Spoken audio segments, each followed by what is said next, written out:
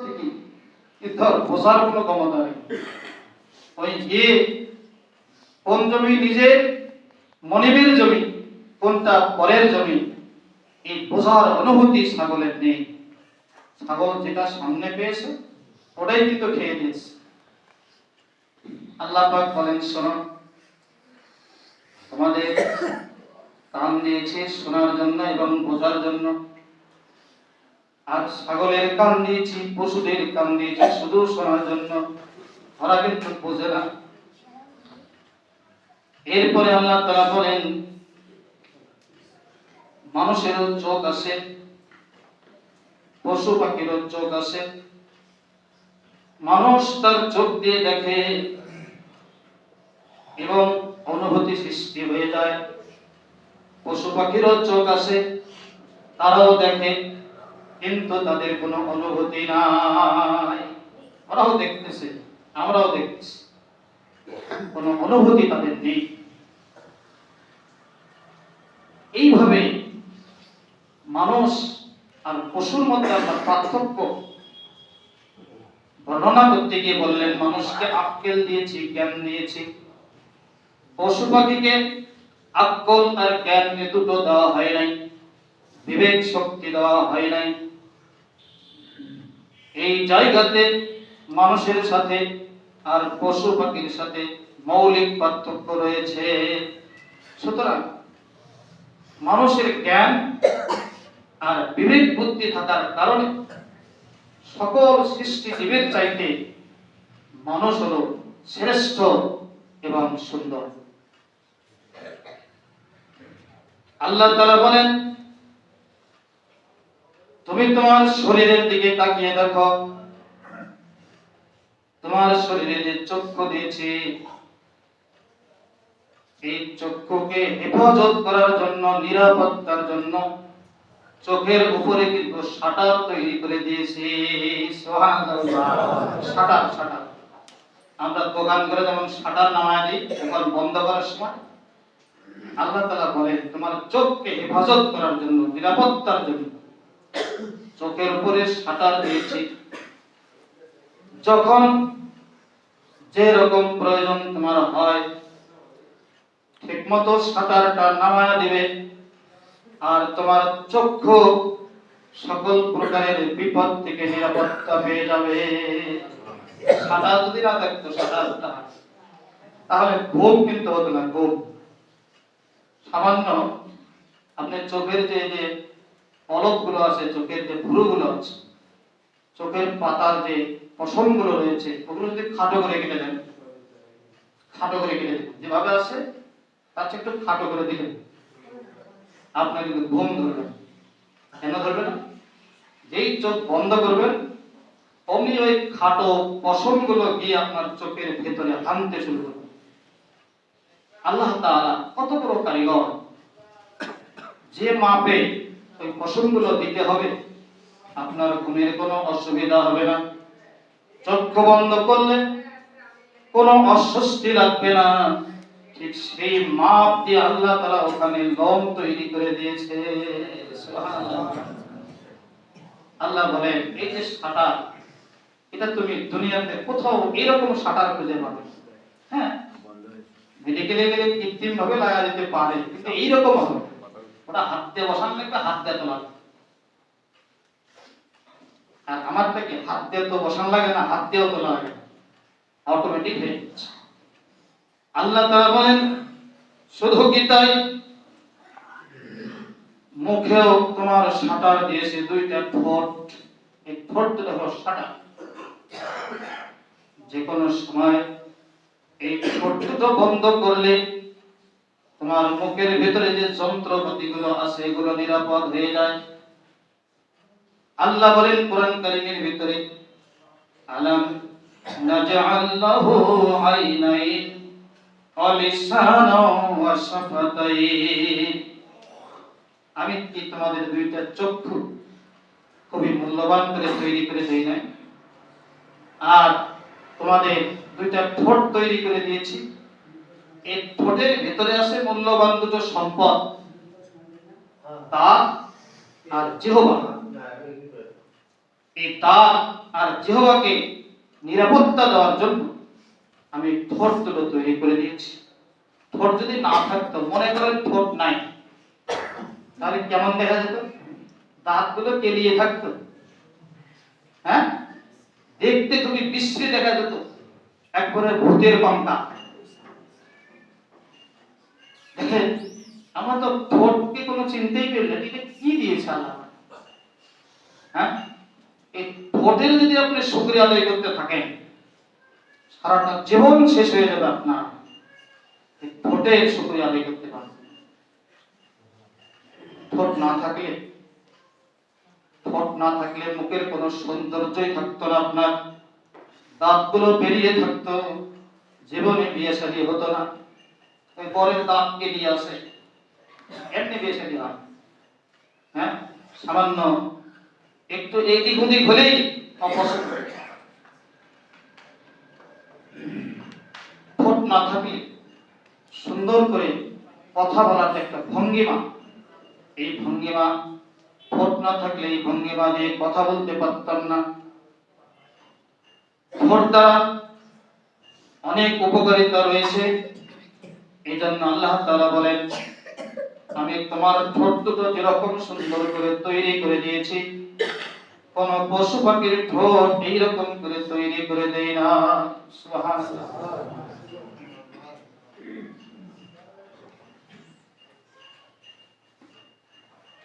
আল্লাহ রাব্বুল আলামিন বলেন,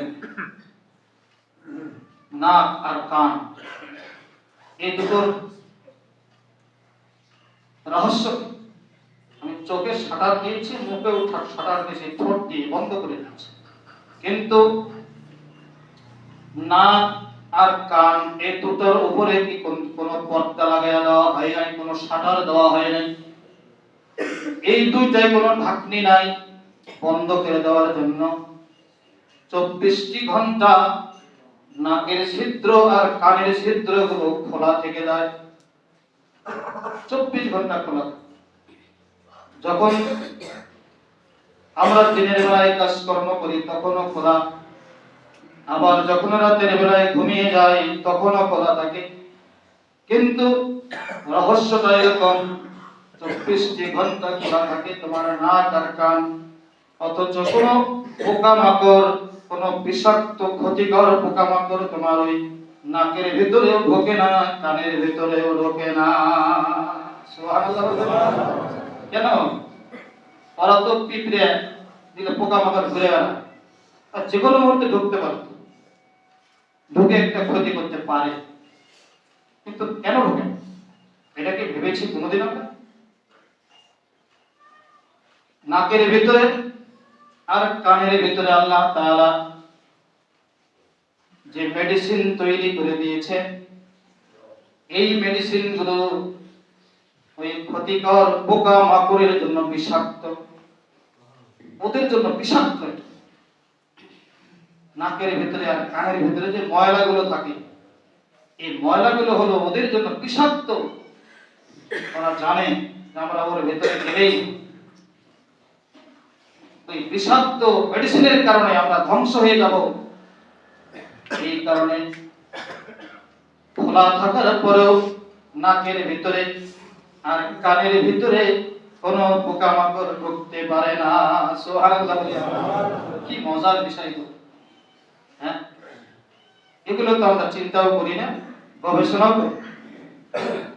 আল্লাহ রাব্বুল আলামিন বলেন, তোমাদেরকে বড় সুন্দর করে তৈরি করেছি আমি, মর্যাদা দিয়েছি, শৃঙ্খলা দিয়েছি তোমাদের মাঝে।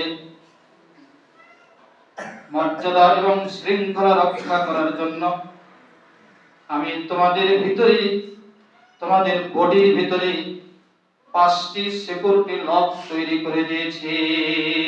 সিকিউরিটি লক, নিরাপত্তার জন্য, মর্যাদার কারণে আমি আল্লাহ তাআলা তোমাদের সকলের বডির ভিতরে আলাদা আলাদা 5 প্রকারের সিকিউরিটি লক দিয়েছি, যেটা কারো সাথে কারো বনে না। সুবহানাল্লাহ। কারো সাথে কারো মিল নাই। 5টা সিকিউরিটি লক, এক নম্বর সিকিউরিটি লক হলো চামড়া। আল্লাহ তাআলা প্রত্যেকটা মানুষের শরীরে যে চামড়া দিয়েছে দেখতে একই রকম দেখা যায়, কিন্তু বাস্তবে এক নয়। চ্যানেলটি সাবস্ক্রাইব করে পাশে থাকা বেল আইকনটিতে একটি ক্লিক দিন। একজনের চামড়া দিয়ে আরেকজনের কোনো কাজ হবে না। আপনার শরীরে যদি কোথাও চামড়া নষ্ট হয়ে যায়, তাহলে আরেক জায়গার চামড়া আপনার শরীর থেকেই আরেক জায়গার চামড়া তুলে ওই জায়গাতে মেকআপ করে দেবে। আপনি যদি বলেন ঠিক আছে ওর চামড়া যখন নষ্ট হয়ে গেছে, আর বুড়া দাদা আছে হয়তো কয়দিন পরে মরেই যাবে, ওরই চামড়া তুলে কেটে লাগিয়ে দেওয়া হবে। ডাক্তার বলবে ইম্পসিবল, অসম্ভব। দুনিয়ার সকল চামড়া আলাদা আলাদা করে আল্লাহ তৈরি করেছে, কোন চামড়ার সাথে মেকআপ হবে না, ম্যাচিং হবে না, অ্যাডজাস্ট হবে না। এই জন্য যার শরীরের চামড়া তারই শরীরেই লাগায়। এটা আল্লাহ তাআলার বড় আশ্চর্য সৃষ্টি, সুবহানাল্লাহ। আর অতিরিক্ত চামড়াও আল্লাহ শরীরের কোন কোন জায়গায় লাগিয়ে দিয়েছে, অতিরিক্ত চামড়া যেখান থেকে তুললে ওটা অটোমেটিক আবার পূরণ হয়ে যাবে। এই চামড়াটা হলো প্রত্যেকের শরীরে আলাদা আলাদা চামড়া, কারো চামড়ার সাথে কারো চামড়ার মিল নাই। আল্লাহ তাআলা বলেন কিতাবের মধ্যে মুফাসসিরিনে কেরাম লিখেছেন, তাফসীরে জালালাইন, তাফসীরে সফওয়াতুত তাফসীর, তাফসীরে ফি জালালিল কোরআন, বিভিন্ন তাফসীরে যেটা পাওয়া যায়, প্রত্যেকের চামড়ার ভিতরে, প্রত্যেক মানুষের শরীরের ভিতরে আল্লাহ তাআলা ৯৭৮৬ প্রকারের চামড়া সেটিং করে দিয়েছে। সুবহানাল্লাহ বলবেন না জোরে? আপনার শরীরে, আমার শরীরে, সবার শরীরে ৯৭৮৬ প্রকারের চামড়া সেটিং করে দিয়েছে। বুঝবেন কেমন? বুঝবেন কেমন? আপনার এই গলা থেকে মাথাটা সম্পূর্ণ খোলা রাখেন শীতের দিন, গলা থেকে মাথাটা সম্পূর্ণ খোলা, কিন্তু ঠান্ডাটা কোথায় লাগে? ঠান্ডা কিন্তু লাগে কানে, ঠান্ডা মাথায় লাগে না, কপালে লাগে না, দুই গালে লাগে না, ঠান্ডা লাগে কানে। হাতের তালুতে যে চামড়া রয়েছে, হাতের আঙ্গুলের পিঠে সেই চামড়া, ওটা বিরাট। কোন চামড়ায় অনুভূতি আছে, আবার কোন চামড়ায় অনুভূতি নাই, কোনটা মোটা, কোনটা চিকন, কোনটা পাতলা। এক এক চামড়ার এক এক কাজ। আল্লাহ তাআলা বলেন তোমার শরীরে বিভিন্ন প্রকারের চামড়া আমি দিয়ে তোমার শরীরটাকে সুন্দর করে তৈরি করে দিয়েছি, সুবহানাল্লাহ। এরপরে তাহলে এক নম্বর সিকিউরিটি লক। দুই নম্বর সিকিউরিটি লক হলো আঙ্গুলের ছাপ, ফিঙ্গারপ্রিন্ট। এই ফিঙ্গারপ্রিন্ট কারোর সাথে কারো মিল নাই। কি আজব কারণ! যতগুলো আঙ্গুল, ততগুলো রেখা, ততগুলো ছাপ আলাদা। আল্লাহ তাআলা বলেন কোন আঙ্গুলের সাথে কোন আঙ্গুলের ছাপ মিল হবে না, ফিঙ্গারপ্রিন্ট বনবে না। আমি প্রত্যেকের আঙ্গুলের মাঝে ১৫৩টা করে রেখা তৈরি করে দিয়েছি, সুবহানাল্লাহ। প্রত্যেকটা আঙ্গুলে যখন ছাপ দেবেন, ওটা মেশিনে পরীক্ষা করা হয়েছে, ১৫৩টি রেখা ছাপের মধ্যে রয়েছে, সেই আপনার টিপসইয়ের মধ্যে রয়েছে। এটা আবার আপনারটা আমারটার সাথে মিল হবে না, কিন্তু আপনারটা আলাদা, আমারটা আলাদা, ওই রেখার মধ্যে আবার ভাগ আছে। আল্লাহ তাআলা বলেন ফিঙ্গারপ্রিন্ট দিয়ে তোমাদের মধ্যে শৃঙ্খলা তৈরি করে দিয়েছি। কারো আঙ্গুলের ছাপ দিয়ে, একজন আরেকজনের আঙ্গুলের ছাপ দিয়ে কোনো কাজ করতে পারবে না। হয়তো মনে করবেন জমি লিখে দেবো, হ্যাঁ, বাবার বদল ছেলের ফিঙ্গারপ্রিন্ট নিয়ে ধরা খেয়ে যাবে। বাবার প্রিন্ট আর ছেলের ফিঙ্গারপ্রিন্ট যখন মেশিনে দেওয়া হবে, তখন ধরা পড়ে যাবে। এই জন্য এখানে দুর্নীতি করার কোনো সুযোগ নাই। মানুষ যাতে দুর্নীতি করতে না পারে, মানুষকে ঠকাইতে না পারে, এই জন্য আল্লাহ তাআলার পক্ষ থেকে এই ফিঙ্গারপ্রিন্টটাকে আলাদা আলাদা করে দিচ্ছে। পরীক্ষাতে গেলেই তুমি ধরা পড়ে যাবে। 3 নম্বর সিকিউরিটি লক আল্লাহ তাআলার পক্ষ থেকে দেওয়া হয়েছে, সেটা হলো কণ্ঠস্বর। মানুষের কণ্ঠস্বর গুলো একরকম নয়, প্রত্যেকের কণ্ঠস্বর গুলো আলাদা আলাদা। যতগুলো মানুষ ততগুলো কণ্ঠস্বর আল্লাহ দিয়েছে। যদি বাপ বেটা আর দাদা নাতি কণ্ঠস্বর একই রকম হতো, তাহলে রাতের অন্ধকারে বড় বিশৃঙ্খলা সৃষ্টি হয়ে যেত। স্বামীর কণ্ঠস্বর যেমন, স্বামীর ভাইয়ের কণ্ঠস্বর যদি তেমনই হয়, তাহলে স্ত্রী মনে করবে আমার স্বামী এসেছে, দরজা খুলে দেবে। কি একটা শৃঙ্খলা আল্লাহ করে দিয়েছেন এখানে। স্বামীর কণ্ঠস্বর স্ত্রী বুঝতে পারে, অন্য মানুষেরও কণ্ঠস্বর বুঝতে পারে, কণ্ঠস্বর শুনেই বুঝতে পারবে এটা কে এসেছে। আল্লাহ বলেন, আমি যদি কণ্ঠস্বর আলাদা করে না দিতাম, তাহলে বিশৃঙ্খলা সৃষ্টি হয়ে যেত। তোমাদেরকে শৃঙ্খলা রক্ষা করার জন্য, মর্যাদা রক্ষা করার জন্য আলাদা আলাদা করে কণ্ঠস্বর আমি আল্লাহ তৈরি করে দিয়েছি। এটা যে আমার পক্ষ থেকে সবচেয়ে বড় নিয়ামত। সুবহানাল্লাহ। তুমি যে কথা বের করো কণ্ঠস্বর দিয়ে, কণ্ঠনালী থেকে যে কথাটা বের করো, এই কথাটা এমনি এমনি বের হয় না। কথাটা বের হতে 27টি স্তর পার হতে হয়। 27টি স্তর পার হয়ে তারপরে তোমার এই কথার শব্দটা বাইরে চলে আসে। সুবহানাল্লাহ। আমরা তো মুখ দিয়ে যা ইচ্ছা তাই বলি। আল্লাহ বলেন, একটা শব্দ বের হতে এই কণ্ঠস্বরের ভিতর দিয়ে 27টা জায়গা পাড়ি দিতে হয়। আর তুমি যা ইচ্ছা তাই বলো, মানে হিসাব পাতি করে কথা বলবে, যা ইচ্ছা তাই বলবে। অনেক মানুষেরই সবকিছু আছে কিন্তু কথা বলতে পারে। 4 নম্বর সিকিউরিটি লক আল্লাহ তাআলা তৈরি করে দিয়েছেন জিহ্বা। জিহ্বার ভিতরে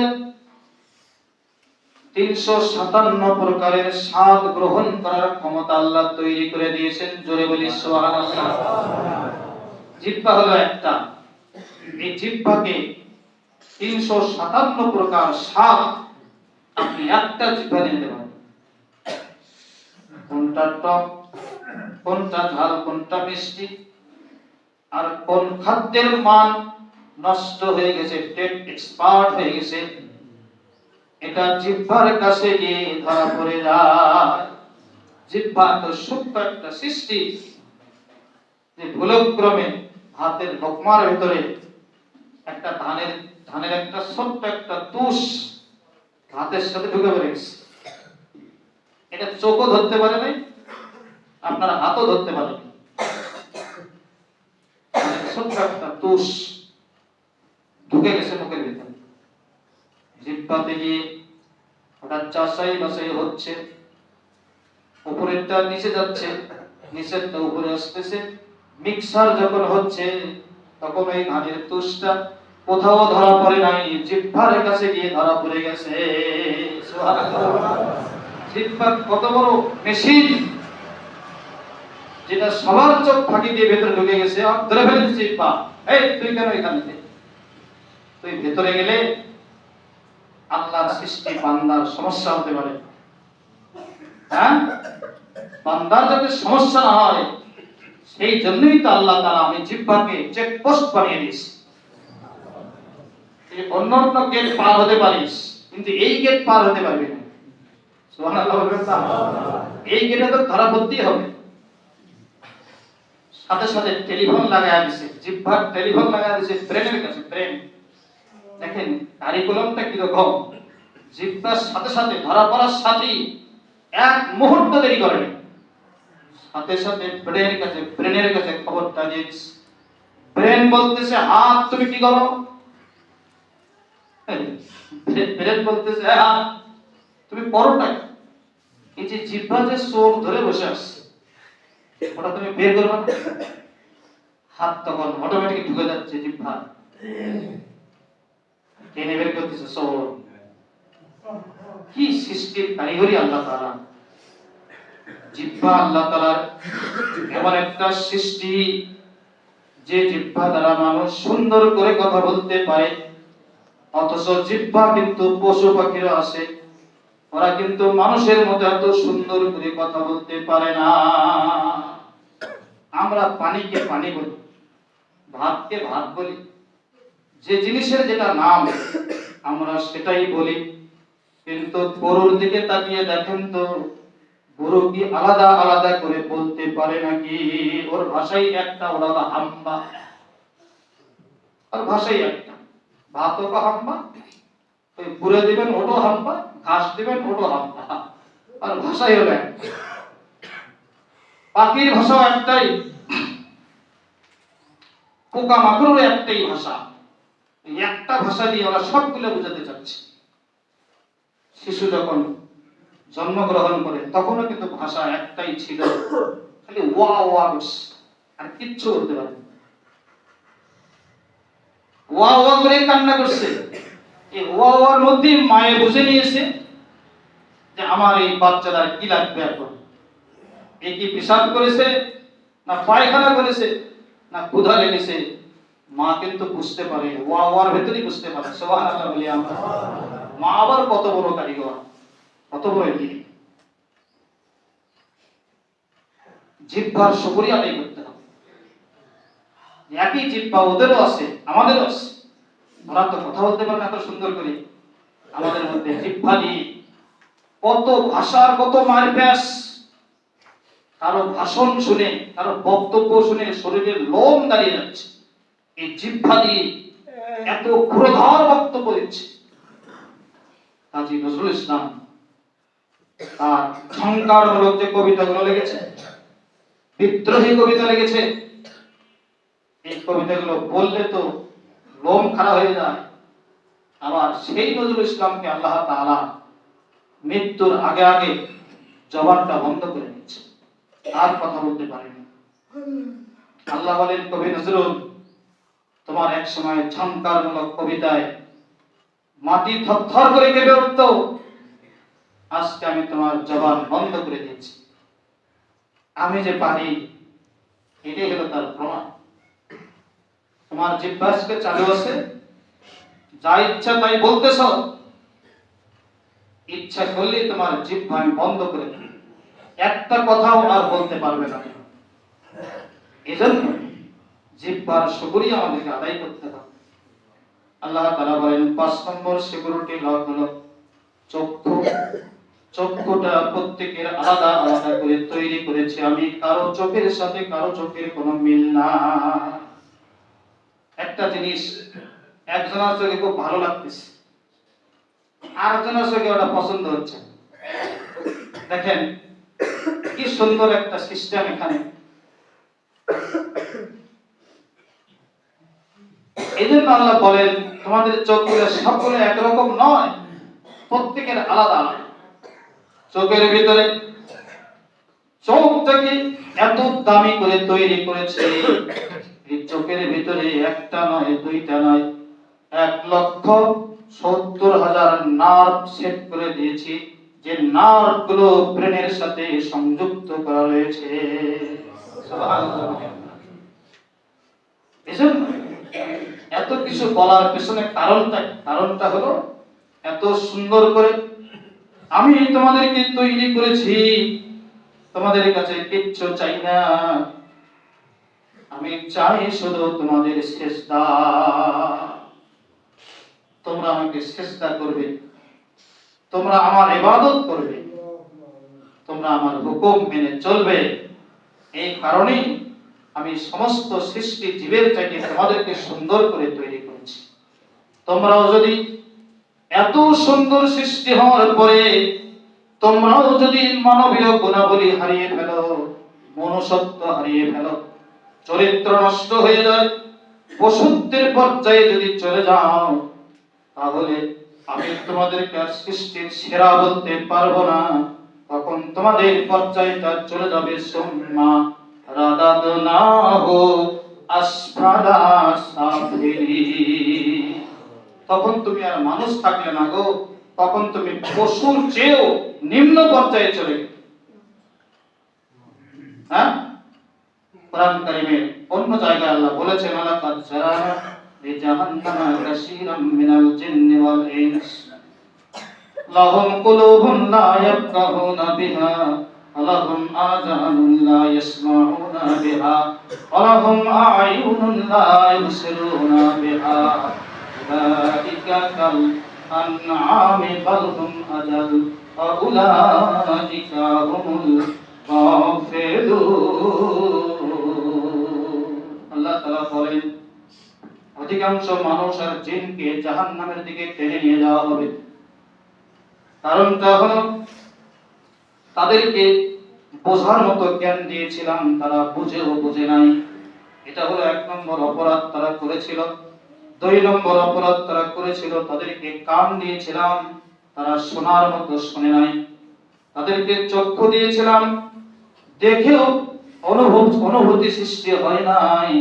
এই কারণে তারা পশুর চাইতেও নিকৃষ্ট পর্যায়ে চলে গিয়েছিল। এই জন্য আল্লাহ তাআলা বলেন আমি তাদেরকে পশুর চাইতেও নিকৃষ্ট পর্যায়ে পৌঁছে দিয়েছি। সুতরাং আমাদের মনে রাখতে হবে আমরা সৃষ্টির সেরা জীব। আল্লাহ আমাদেরকে সুন্দর করে তৈরি করেছেন। এই সুন্দর সৃষ্টিজীবের কাজ হলো সুন্দর কাজ করা, ভালো ভালো আমল করা, নেক আমল বেশি বেশি করা, সুন্দর সুন্দর কাজ করা। আমাদের দ্বারা যেন কখনো খারাপ কাজ, অসুন্দর কাজ সংঘটিত না হয়। যদি হয় তাহলে আমরা কিন্তু আর মানুষ থাকতে পারলাম না, আমরাও পশু হয়ে গেলাম। আল্লাহ পাক আমাদের সবাইকে এই সুন্দরের মর্যাদা, সৃষ্টির মর্যাদা দিয়ে আল্লাহ তাআলার খাঁটি গোলাম হওয়ার তৌফিক দান করুন বলে আমিন।